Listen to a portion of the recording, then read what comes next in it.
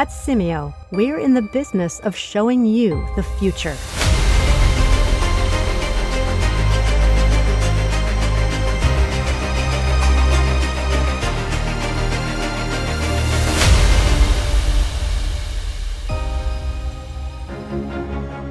Our intelligent technology gives you unprecedented insight into complex systems to identify and solve today's inefficiencies and tomorrow's challenges. The Simio solution provides a low-risk opportunity to drive transformational change. Our true digital twin models capture all the constraints, business rules, and decision logic that define the operation of your system. When powered by your data, easily evaluate unlimited scenarios and deliver optimized solutions. No matter what industry you're in, eliminate your greatest operational process and scheduling challenges with a Simio digital twin. See your future success, Simio.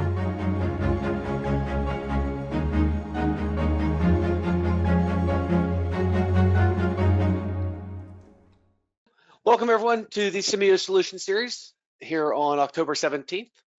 We'll go ahead and jump right into it. So my name is Dan Vasilini. Presenting today is going to be Chiara Bondi. Today's session is on data tables, the tips to best implement in models and experiments. Before we get started, a few housekeeping items. Today's session is being recorded for replay purposes. Please be aware. If you would like to go back and watch this session or watch any previous sessions, just go to the Simio, right to the Simio website under the Resources tab. Circle there on the right side. You'll see the Simio Solution Series, and there you will be able to get to any prior webcasts. If you are tuning in right now, from a recommendation perspective, today's session is kind of a part 2 or a follow-up to the session that was done a month ago. So would highly recommend, if you did not attend the September session, that after watching today's session, you go back and watch the September session. If you are watching this session on replay, I would highly recommend that you go ahead and fire up the September session first, watch that one, and then jump into this one, because they kind of piggyback off of each other. All right, at the end of today's session, I'm sorry, everyone's microphones will be on mute today during the session. If you do have any questions, please feel free. There should be a GoToWebinar dashboard somewhere on your desktop. On mine, it's on the right side. You may have moved it around, but in that desktop, there is a question box. All you got to do is drop that thing down, ask questions in there. Those questions come directly to me. I generally try to ask the question at the end of the session, or if it's very relevant to the topic that's being talked about, I'll go ahead and interrupt and try to get the question addressed while the topic is hot. Today's session is scheduled for 60 minutes. I don't believe, based upon our presentation materials, we'll go the entire 60 minutes, so there should be time for questions today. So please feel free to ask them. Next month, 1 month from now, or a little less than a month from now, November 13th, will be our last session for 2024. So, and that session is going to be how to find the best model configuration using Simio's optimization and statistical analysis tools. Pretty popular topic from a, let's call it, optimization perspective. Something that's been asked about by multiple different people to get something on the calendar. So we do have it on the calendar for November. And like I said, that will be our last one for 2024. And last, before I stop talking, we do thank everyone for attending today. You see the QR code on the right side of the screen. It was also up earlier on a prior screen. We always like to get feedback on our sessions, so if you would be kind enough to scan the QR code and provide a little feedback based upon what you saw today, any type of future topics you'd like to see. Like I mentioned, the optimization topic is something that's been asked about by multiple people through the questionnaire. Definitely a reason that we got it added to our session. So please feel free to scan that QR code and give us some feedback. We're always looking forward to that. With that said, I will go ahead and turn things over to Chiara. Once again, thanks for attending today, and I'll look forward to questions, and I'll chime in towards the end. Chiara, the screen is yours. Awesome. Thanks, Dan. Hi, just making sure that you can all hear that my audio is good. Yep, I can hear you. Perfect. So nice to meet you all. Just very briefly, for anyone who has never met me before, I'm Chiara. I'm a solutions engineer. here with Simio, and I support new users of the software with project development and project ramp up. And today's focus is going to be diving deeper into data tables. What kind of information can we use? How do we use them in our models? And just kind of addressing those questions. As Dan mentioned, our prior presentation was also related to data tables, more specifically to how to connect them and import them from where that data is being stored. We have a lot of information currently collecting data, helping us make decisions in our systems, etc. And we might want to use that in our own models. And understanding how to be able to connect that information into the models is crucial to actually have that accurate level of detail and knowledge. So in our prior session, we looked at how to actually build that bridge between Simio and the data that you want to use. But now we're going to look a little bit closer into what data actually can we use? What can this help us with? How can we actually use this? And how can this support our decision making and modeling endeavors? And so with that being said, I'm going to start to share my screen. So just making sure. Okay. So I want to confirm that you're all seeing the Simio screen. Yep, good to go. Awesome, perfect. So this is actually the same model that we used in our prior solution series session. So again, as we mentioned in September, Adam Smith, another solutions engineer, he presented on data tables as well and understanding how to import them. And this is the same exact model. But in our case, we're going to be using it to, again, dive deeper into how to use these the data. So when we first run the model, this might be familiar to many of you as well, because it is the scheduling discrete part production. It is one of our example models that you can use in our, you can visualize through our support tab. And it's a pretty good model. It's a really good model to understand the data to use and kind of setting up that initial manufacturing space. So when we click run, we'll start to see, all of our orders getting generated. We'll start to see all of our different workers moving around, vehicles moving, etc. And so there's a lot of different pieces that are moving, making decisions, knowing where to go, understanding, okay, what's my next step, etc. But how does that happen? We want to really understand, how do we add that level of detail, that level of understanding? How do we know what orders to create? How do we know where to go? What do we know where to decide, etc.? And that's where data comes into play. So as we see here in our data tab, this is where the magic happens. This is where we get to store all of our information. This is where we get to add all of those different pieces and components to really drive those decisions and that level of knowledge. And if you've ever seen the scheduling discrete part production example model, you'll know that we can use a lot of different data. And if not, then this is a great introduction to the type of information that we can store. So as you can see here, we have quite a few different data tables present. And the reason why these tables are so powerful is because in each different table, we can have information of various categories to support our modeling. So all of our different work locations, we can have a data table for that. What materials are needed for consumption or production? We can have a data table for that. Decision making in terms of routings or requirements, where do we go from one location to the next? We can have data for that. If we have tasks, we can specify all of this in tables. And all of these tables you'll see have a tabular format. So with Simio, the best data table structure is a tabular format. So there's a lot of cases where we might have data stored in a matrix style. And to be able to actually utilize that in Simio, the best structure would be tabular. That way we can kind of index the specific rows and know exactly what column and what row to look at for information. And we can have all of these different tables have the various columns that these are going to be the corresponding properties to reference. So for example, if I wanted to look at my resources and understanding, okay, how can I define all of my different workstations? Well, we'll have different properties to define all of those different aspects, such as, okay, what is the name of my station? What kind of station is it? Where do I want it located? What is my work schedule, etc.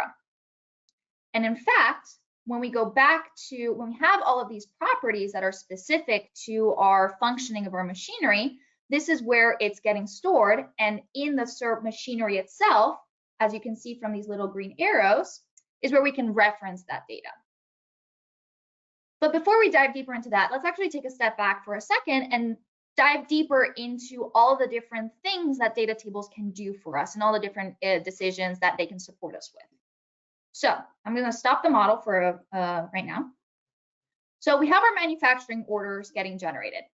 How do they get generated? How do we know what orders to even create and run through the model? Because we might have some actual historical orders or historical entities that could represent customers coming into a store, patients going into a hospital, manufacturing orders coming in of a manufacturing facility, or maybe orders that need to be shipped out of a storage facility. How do we know which ones to create? And if I click on the actual source, the object that's going to be generating all of those, as we can see here, we have, for example, as our arrival mode being a specific table.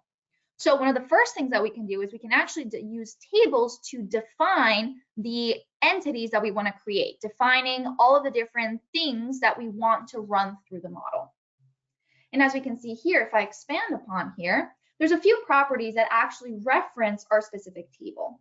So the table name that we have in our case is manufacturing orders. This can be called whatever you want it to be called. So it could be patient arrival if you're looking at a hospital setting. It could be called production orders if you're looking at a production facility, etc.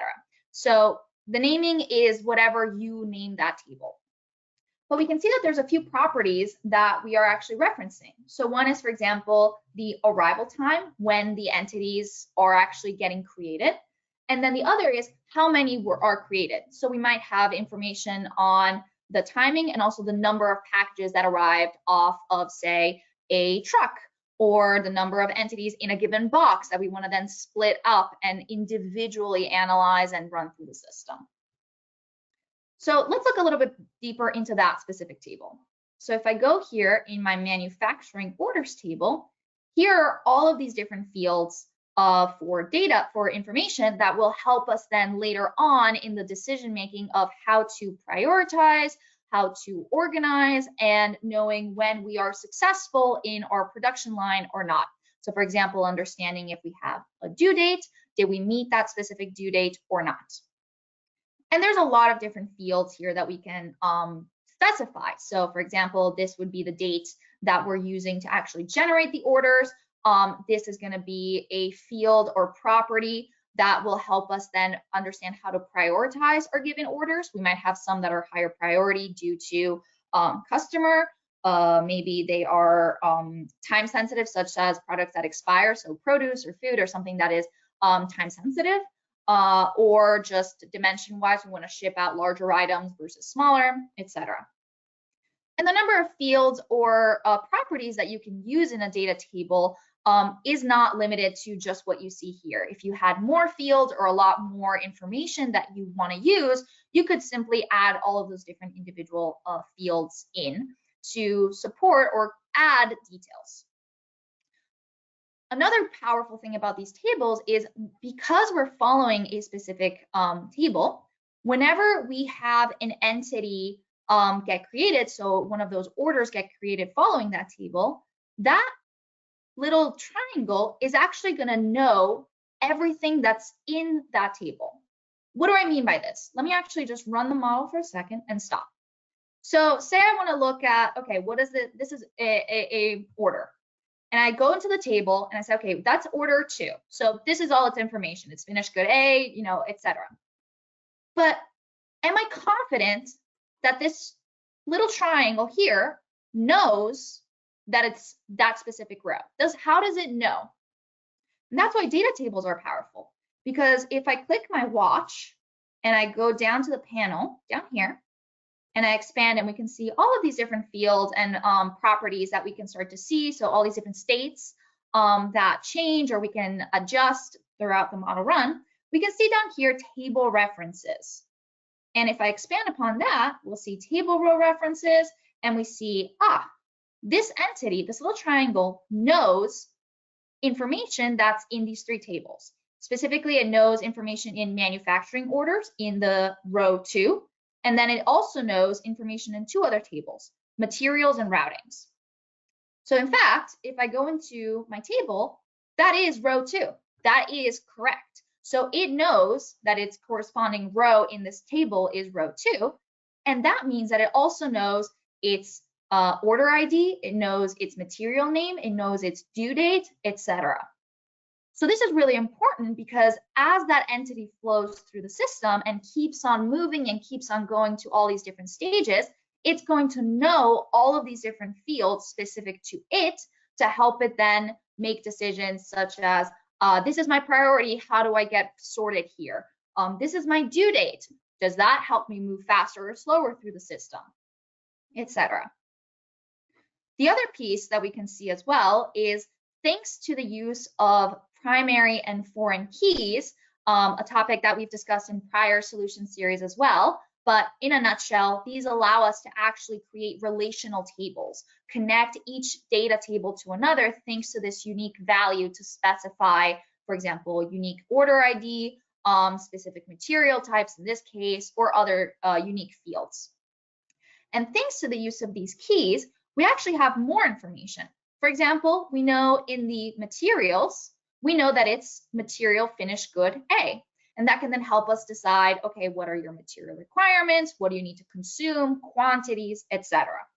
And then we also know routings, which is actually the next stage or the next aspect of data tables that we'll be discussing, which is how to know where to go. And so thanks to the routings, if I go into the table, we'll know that because it's finished good A, for example, it's that specific material, we know that it has to undergo a very specific route. So we know that it must go to these specific nodes of cutting, welding, shaping, and then finishing, and then shipping, excuse me. So that's one of the big things about data tables, is it allows us to add more detail and add this level of knowledge to our entities to as many pieces of information as possible to then help it guide all of its decisions. Who do I need to seize to complete a task? How long does this task take? What materials are required, etc.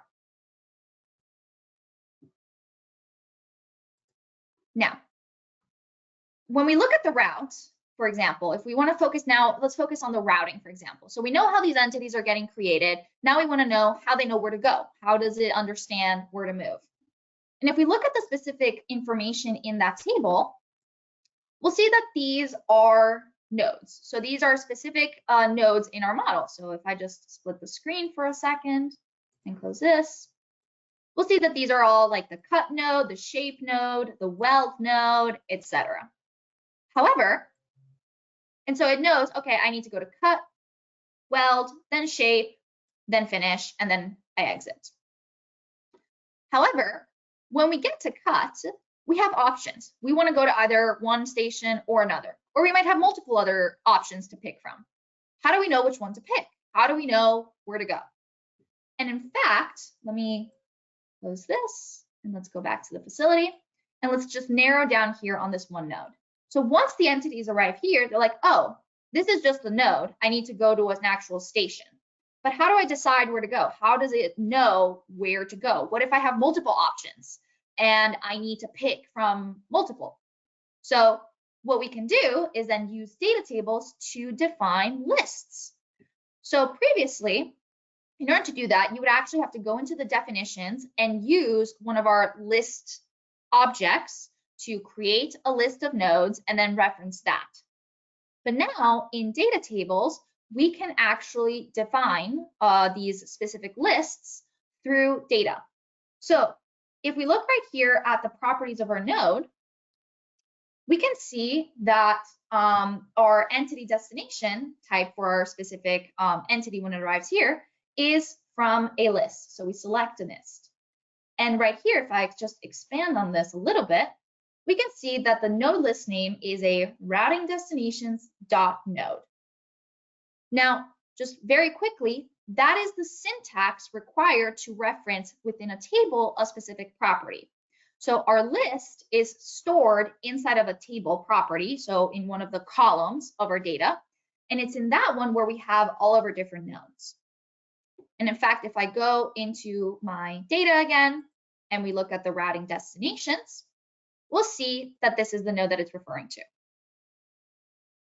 So whenever an entity arrives to, say, our cut location or our cut node, thanks to the foreign keys, it's only going to look at these two specific rows. And then when we're selecting from a list, the specified list is going to be these two options. We could have more, we could have only one. We can add then maybe selection conditions to actually reference in our properties to help us decide what priority we want to pick those destinations, right? Maybe we say, oh, we always want to prioritize one station because it's new machinery, it's automatic, it's fancy, I just prefer it, versus the second one, or vice versa, or just pick one, whichever is available. So here, for example, we can see that specification of our list. And then right here is in our selection condition where we could reference a property that we added to that table, or maybe one that's present in other tables. For example, we can see that we have a pretty long condition, and some of these specific statements, if I expand upon here, are referencing our manufacturing orders. And the reason why we can do that is, again, because when we created that entity following a table, we now have that row reference specific to that table for that individual entity. So we can now see how so many different tables are being interconnected to help us guide this decision. Where to go, how to pick that entity or that destination, how to pick a specific station or a specific resource, etc. So we can really start to see here the value of tables, because we're no longer just kind of limiting ourselves to maybe one destination in hopes that this will be accurate, or adding all of this complexity of creating 16,000 lists, storing this, creating all of these different model properties or states, etc. We can just have it all organized in a table that we can then neatly look at, expand, and explore. Before I continue on and then dive into, now that we know where to go, how do we know what to do in the stations? Dan, I just want to see if there are any questions that have come up from the audience. Yeah, actually one came up, someone's computer froze up on them, and they asked if you could please show once more how to navigate to watch for a specific entity. Oh, absolutely. Yeah. So in order to navigate to a watch window, I love the watch window. I think it's such a powerful tool to help you understand what's happening, debugging purposes, ensuring that those, for example, states are changing or those table references are actually existing. And so the way that you would do that is if I just start running the model, and in order to actually see it, you have to have the model paused to be able to expand upon it. But for example, what I can do is say I want to watch order 4, which is right here. I can hover over it and then right click. And when I right click, I have all of these different options. And one of them is the watch window. And that's where then I can see and expand on all of these different states and properties, and then expand. Your audio just cut out. It looks like she realized that things aren't working, so she just bounced out. She'll be back in a second, hopefully. Hold tight. And as there you are. Hey. Oh, can you hear me? Yeah, you're back. Oh my gosh, I am so sorry. I do not know what happened. My audio completely cut out, so I really apologize for that. No, it's understand. I asked the question. If you could show once more how to navigate to watch for a specific entity, you started to go into it, and then we lost you. So you're gonna, unfortunately, you're gonna have to do that all over again. That is all good. Again, I apologize for that. That was really just making sure you can still see my screen. Yeah, you're back. Okay, perfect. So again, apologies for that little moment. I don't know what happened, but to be able to access the watch window, you would have to right click on whatever entity you or object you are interested in watching. So that could be one of the individual entities themselves, or even a worker. So for example, if I wanted to watch properties of this specific worker, I can right click on them and then click this watch window. And then down here, I will see all of the different properties related to it. So all of the different states, all of the different functions, and if there are any table row references, even specific to it, those specific rows. Perfect. Kiara, all right, Yes. you're back. I thought we lost you again. No. I just wanted to pause for a second before we move on to the next portion of the data tables, but just making sure that that was all good. Yep, we can still hear you. Let me ask you one more question here, since we do have some questions pouring in. Let me ask one more that I think is relevant. If a server's processing time varies depending on the type of entity it is working on, do you have any recommendations for how to best structure the data to define each unique processing time? Perfect. That's great. And that actually dives us now into how do we know how to process it? How do we know how to actually be able to, what tasks it needs to perform, etc. So let me stop the model and actually close our window. And if we look at one of the individual stations, so for example, this one, we'll see similarly that there is in the processing type, it's following a task sequence. But when we see the processing task, it has a little name and this little green arrow. This is what tells us that there's actually a table reference. So this is what's going to tell us, oh, you're actually right. All of the information for the processing tasks are stored in a specific table that you've called tasks. And if I expand upon it, we can start to see similarly the green arrows referencing all of our different fields, all of our different properties. So the task name, task branch, etc. One of them being, for example, the processing type or processing time. So how long it's going to take. So for example, if you have a time or a processing time that's dependent on the individual entity or something else, what we can do is in this particular case, we'll have it reference a table so that we just have all that information neatly stored there. And then within that table, if I go here, and go into my, that was the tasks table. If we look at, let me do that and look at its processing time, we can actually see here that one of our tasks is dependent on a specific property of that order, specifically how many units are affiliated or in that one order. So we can use expressions to reference model states or entity states, model states, or fields or specific rows in the table. Again, because every single entity knows all of the information that's stored in this manufacturing orders table, when it arrives at this station and it completes this specific task, it's going to know, my order quantity based on the table is 10.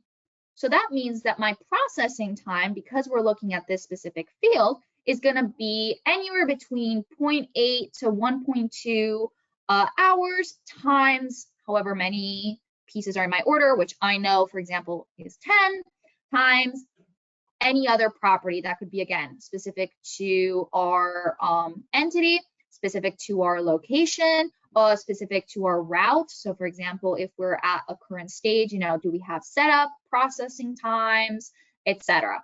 So for example, if we're at finished good for a specific task, if I look at my task table, this would be this specific sequence. And so we would know, I'm currently completing this task at, this location. So I need to take into account changeovers or any other processing time related to it. And so thanks to these tables, we're now also able to use them, use this table and these references to then add all of these other specifications for our tasks, such as what resources are required, what material do I need, etc.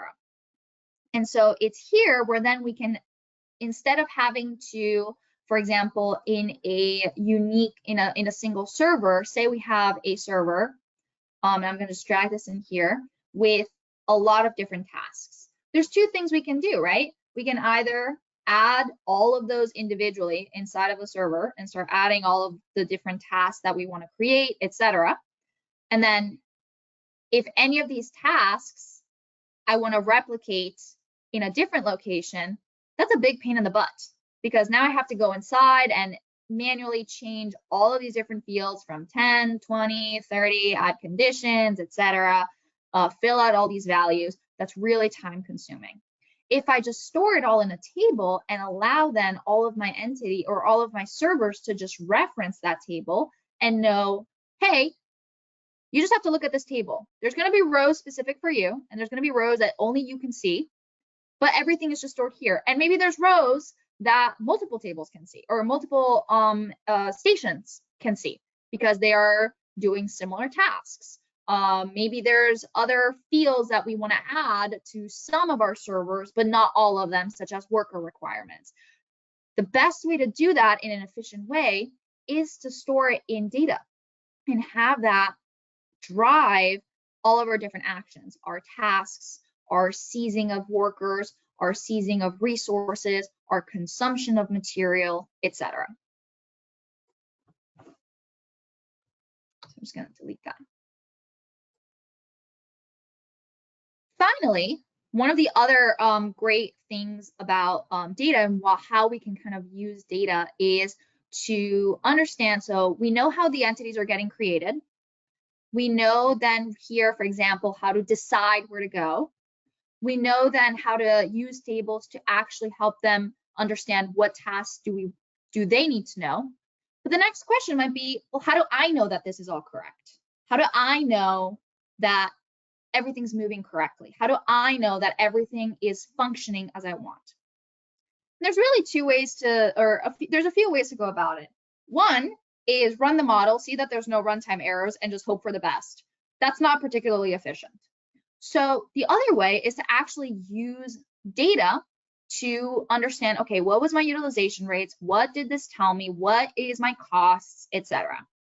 You might have used some of the automatic resources in our results tab that Simio provides. Right now, I have not run the model to the very end. So if I just fast forward all the way to the end, we see that Simio provides quite a few different options for results visualization. So we have our resource scans, we have our pivot grid, etc. But maybe there's specific fields that you want to know that are not recorded here. You might want to know, okay, this is the overall across the model, but I want to know how well this machine works. I want to know details on when an order arrives, how long it takes for that order to actually exit that specific machine. And that might not be captured in its entirety in our model or in this pivot grid. We might have information about, yeah, this machine, this is the resource rate, this is the utilization rate. So we have a generic understanding. But if you want to get into the nitty gritty and really understand and dive deeper into how this is working, one of the best things to do is use output tables. And so it's through the output tables, for example, right here, where as the model runs, and we can create these tables using process logic and state assignments in the actual properties of the machinery. But it's thanks to these tables where we're able to add all of the information that we want to then use it later on and understand, okay, this is where I'm seeing a bottleneck. This is giving me a really good understanding of how long a machine is, a specific order is here for. Let me dive deeper into, for example, this specific station, right? So if I wanted to dive deeper into why is cut two working correctly? Oh, I see that it starts out with orders sitting there for, an hour and a half, and then maybe we might have periods where it's a little bit faster or slower, from 9:30 in the morning to 4:20 p.m. What happened here? And we can really use this to now dive deeper in understanding our bottlenecks, our constraints, areas of improvement, etc. And all of the different fields that we're able to collect is, once again, I sound like a broken record, but that's why this is so important, is thanks to these data tables. Because our entities were created through the manufacturing orders table, because it knows where to go thanks to our routing table, because it knows its material requirements thanks to the bill of material tables, when we want to record all of that information, we have access to it. So we can just organize it in a neat table and then use this, whether that be in dashboard reports inside of Simio or export it to an external system and maybe create dashboards in an external Tableau or Power BI, etc. So I really hope that now, through seeing and diving deeper into what information we can use, the level of detail that we can add, and all of the different components that we can support through data, you really understand and get a clear idea of how your data can be used in these models. For example, again, do you have information on the orders, customers, people moving in and out of your system? You can use that. Do you have information on the tasks that you want to model in your particular system? You know, at stations A, B, and C, these are the tasks that you're going to be completing. You can use that. Do you want to track materials and want to actually use the data of material consumption, replenishment to best understand how to maintain inventory levels and ensure that all of your orders are moving through the facility correctly? Use that data. And I really hope that now we can start to see how powerful this is to implement and have these models driven by data to then support all of our decisions moving forward. So I want to thank you all for listening in, and I want to now ask Dan if there are any other questions that we can address. Yep, we got some questions that are currently in the queue. Let me just put it out there one more time. If you do have any questions and you'd like to ask them, please type it in the question box and we will try to get to them. Right now we've got about three or four in here, so we should be able to get to all these, and if any other questions come in, we might be able to have a chance to get to those as well.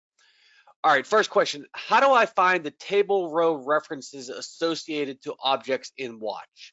If I choose the Watch from the Project Home tab, I don't see any objects being displayed. So if you just open up the Watch window, nothing is going to be displayed because nothing is running. And as you run the model, as you see, the Watch window itself is grayed out. So in order to see it, you have to have the model paused during a run. But when you want to then see a row reference for a particular entity, say we want to look at order 7 right here, when we right click and watch, we'll see it that it's now popped up. And if I go all the way down, we'll see that there's this option or this entry that's table references. And in fact, if I expand, we'll see table row references. And it's right here where we can see the tables. And then on the right, under value, that's the row that it's currently referencing. So for example, this specific entity is referencing row 7 in the manufacturing orders, row 3 in materials, and row 10 in routings. And if there were then other references that were created, so for example, if I just step or try and have that move a little bit forward, we can see that some specific row references, for example, have changed.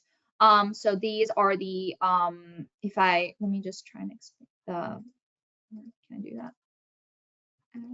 that? Moved way too fast. So if let me just, again, move too fast. If we saw changes in our row references or any new ones that came up, we'd be able to see them. Oh, I have a great idea. Okay, so I'm just gonna fast forward here. So we're gonna see this specific entity, and if I click watch, it's gonna be order 2. So this is order 2, and we can see here all of its current row references, manufacturing orders, material, routings, etc. So if I now keep running and see that my order,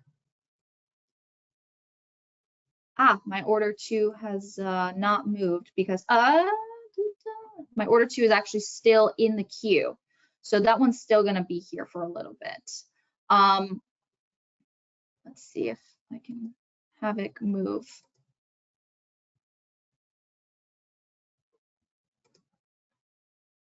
We'd be able to see then here, whenever that order moves through the system, if I press watch on a different entity, for example, so order 30 right here.